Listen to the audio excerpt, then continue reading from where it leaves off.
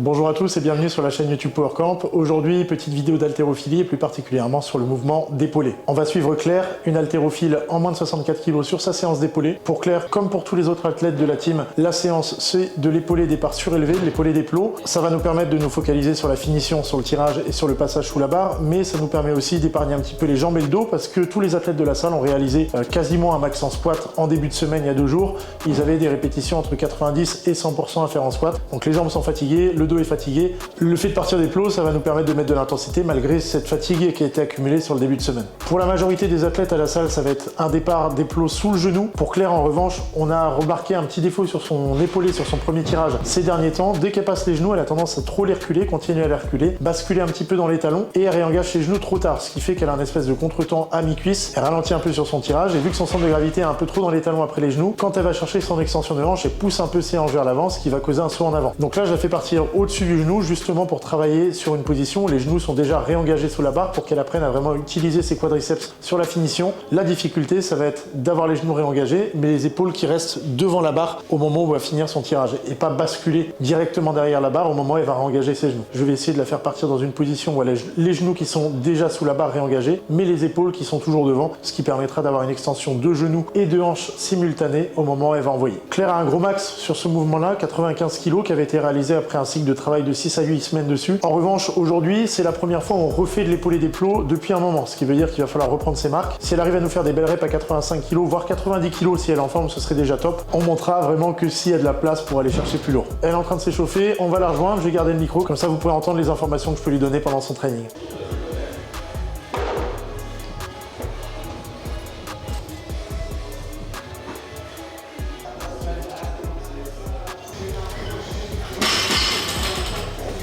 Heureusement que tu fais pas 2 mètres. Hein. Vu la fatigue des squats de lundi, ça va peut-être piquer un peu. Mais bon. T'as du jus? Comment tu sais, barre vide?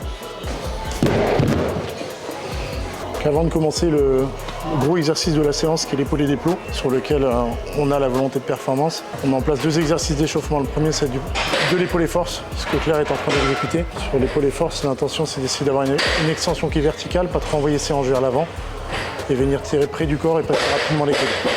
Donc, tous les athlètes qui ont tendance à avoir une extension incomplète à l'épaulé et ou les coudes qui passent lentement, c'est un très bon exercice d'échauffement pour travailler cette verticalité, cette extension complète et ce passage des coudes le plus dynamique possible. Noko, barre-toi des plateaux là. Allez, on dégage. Trapèze tout de suite après contact. Cherche à monter les coudes un peu vers l'extérieur après le contact. Vers l'extérieur. Bien. Quand tu as un contact plus haut à l'épaulé, tu as moins besoin d'élever la barre après contact. Donc le passage est plus rapide aussi. Toi qui as des longs bras, tu as le contact qui est bas sur les cuisses, tu as une grosse demande d'élévation de la barre, tu es obligé de continuer à tirer très longtemps. Et du coup, quand tu vas dessous, tu la prends un peu sur la phase redescendante et tu subis un petit peu. Tu as besoin de plus de hauteur qu'elle. Pour ça, les bons épauleurs, c'est ceux qui ont les bras courts, ils ont déjà la barre qui est hyper haute, ils n'ont pas besoin d'élever après. Donc deuxième exo maintenant que Claire va faire, elle redécharge pour basculer sur du passage d'épaulé. Passage d'épaulé, ça va être de l'épaulé sans élan en quelque sorte, on va partir des hanches. L'intention, ça va être de passer le plus vite possible sous sa barre et surtout d'avoir un bon timing en reprise d'appui, les appuis et les coudes qui passent à peu près au même moment. Pas avoir de retard, faut pas que vos pieds claquent au sol et que vos coudes passent une demi-seconde après. Si vous avez un gros retard, on subit la barre, on ne pourra pas réceptionner quand c'est long. Donc là, Claire le fait en plus avec des sangles.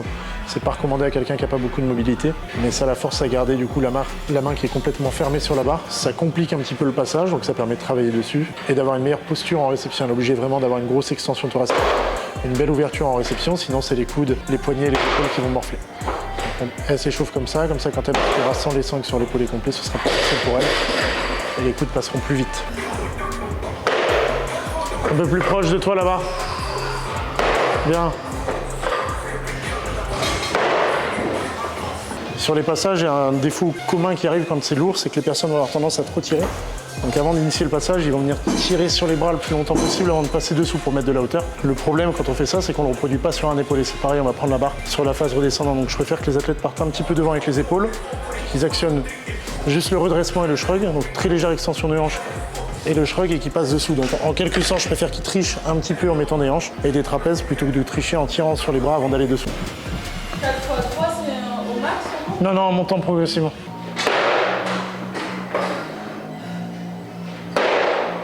Ouais, trapèze, Claire. Trapèze, trapèze. Devant, trapèze.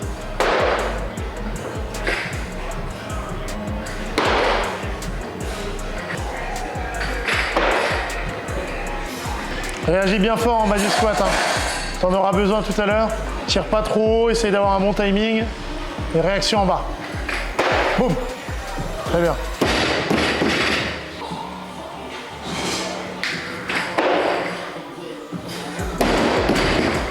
Ouais, bien vertical, Claire, pas trop en arrière. Amène la barre avec toi après les hanches.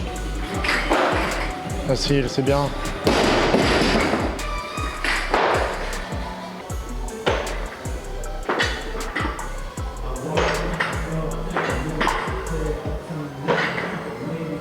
Sors la poitrine.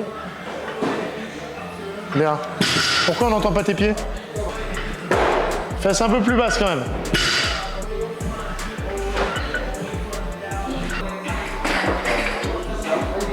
Allez, plante les talons en réception, Claire. Reviens talon.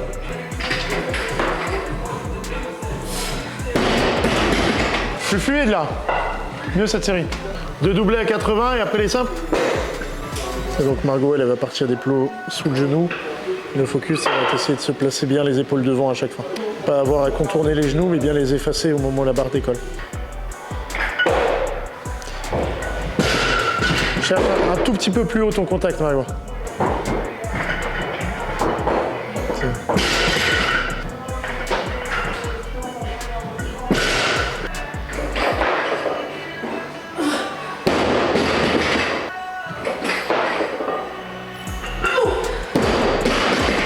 Quand tu pars du sol, tu as tendance à être là et au dernier moment venir réengager, tu sais, c'est le moment où tu ralentis. Et après, tu as des difficultés à accélérer parce que tu n'es pas assez fort de la chaîne poste pour accélérer d'ici.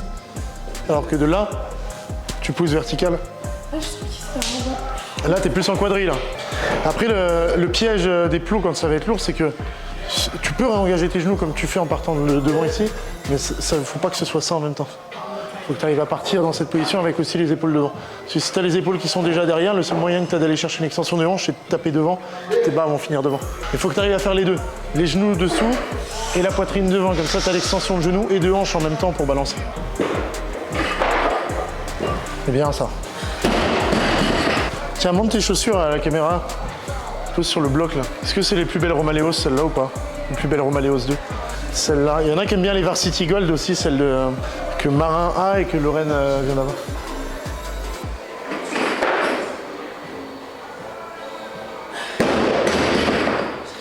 Et le rebond.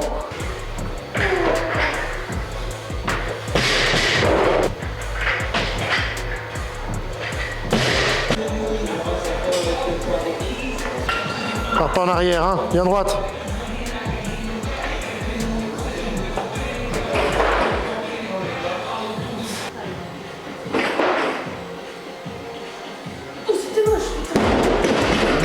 Tirage c'était pas mal, mais dessous, ouais, que t'as voulu repartir presque trop vite, tes genoux reculent.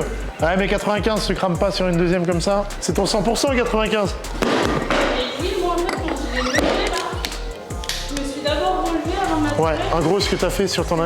C'est pour ça que je te disais que cette position est difficile, justement, c'est que plus c'est lourd, moins tu vas accepter d'avoir tes épaules devant. Ouais. Donc tu vas commencer à basculer, et quand tu vas basculer, tu vas la pousser devant avec les genoux. Ouais, la pousse pas devant au départ. Garde les épaules devant, t'accélères après les genoux.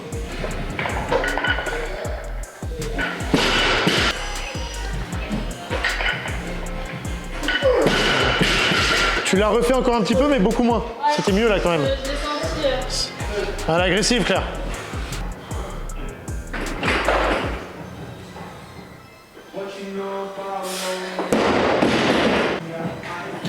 De toute façon, tu vas la tenter. Évidemment. Boum! Oui. Dans les talons, dans les talons!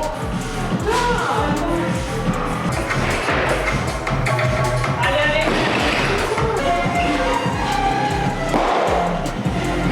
Ça te fait monter à 105? 106, c'est Bah, surtout que toi, t'as fait PR en squat il y a 2 jours, donc peut-être que tu vas être fatigué là. ouais, je le sens. Déjà, je suis à 87, là, pour la première série. D'ailleurs, descends.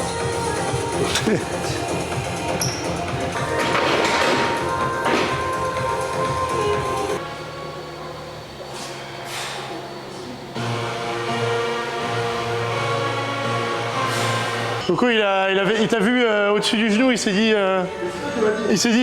on a le droit, direct. Direct au-dessus du genou. Bah, fais un deadlift, vas-y, fais un deadlift. Va me chercher le contact là. Force-toi. Il faut que tu automatises ça. Va le chercher toujours là. Bien. Séance terminée pour Claire. Comme vous avez pu le voir, on est monté un peu plus lourd que ce que j'avais prévu en intro, donc tant mieux. Elle égalise son max à 95 kg, sachant que la fois où elle avait fait précédemment, c'était au terme d'une programmation qui aboutissait sur ce max-là. Et là, elle le reproduit en début de cycle sur l'épaulé des plots. Ça faisait longtemps qu'elle n'avait pas été exposée au mouvement. Et en plus de ça, elle a fait un max au squat il y a 2 jours, donc sous fatigue. Évidemment, notre ambition, ça va être de plus performer que ça sur les prochaines semaines. Semaine prochaine, il y aura un max en épaulé debout des plots. On essaiera d'aller chercher une rep lourde du coup en power clean. Et dans 2 semaines, on essaiera de remonter sur ce mouvement qu'on avait fait aujourd'hui, cette fois-ci avec l'intention d'aller taper le quintal. Maintenant, Claire va aller faire son renforcement. Donc le renforcement sur ce cycle de School of Champions, comme les 2 précédents et sans doute les suivants, il est prévu par Antoine Tamy, qui est coach et kiné, haltérophile et crossfitter, et qui nous prévoit le renfort pour tous les athlètes qui suivent ce programme. Demain c'est repos, et la prochaine grosse séance ce sera vendredi pour le Heavy Friday. J'ai d'autres athlètes qui sont en train d'arriver à la salle, donc je vais vous filmer quelques barres que je vous intègre tout de suite dans la suite de la vidéo. Alex dit que vu qu'en ce moment il a mal à l'épaule, il peut pas faire d'haltéro, il compense en faisant beaucoup de sauts. Saut le plus haut possible sur box jump lundi. Mercredi il fait saut en unilatéral, donc là c'est ce qu'il va faire aujourd'hui, on est mercredi, saut à une jambe. Saut réception jambe tendue le vendredi, donc ça fait 3 fois par semaine. Mais compense l'impossibilité de faire de l'haltéro en faisant plein de sauts. Je vais faire le renfort. Attends que les gens ils comprennent ce que... Je vais faire le renfort quand même. Ouais, pourquoi on lui a pas filé de micro? Ça demande tellement de qualité. Ah, l'équilibre surtout. De stabilité, c'est intéressant.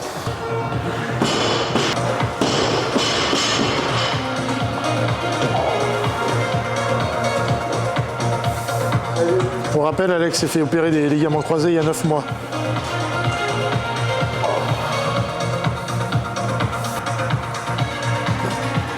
Et en superset.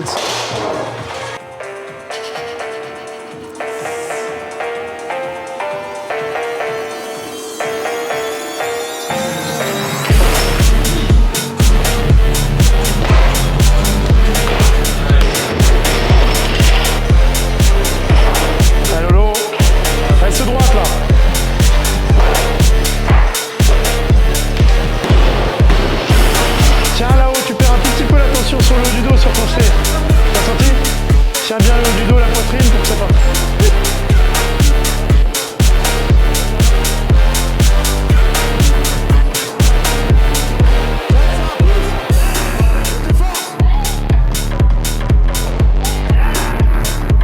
Oui madame. Non madame, non madame.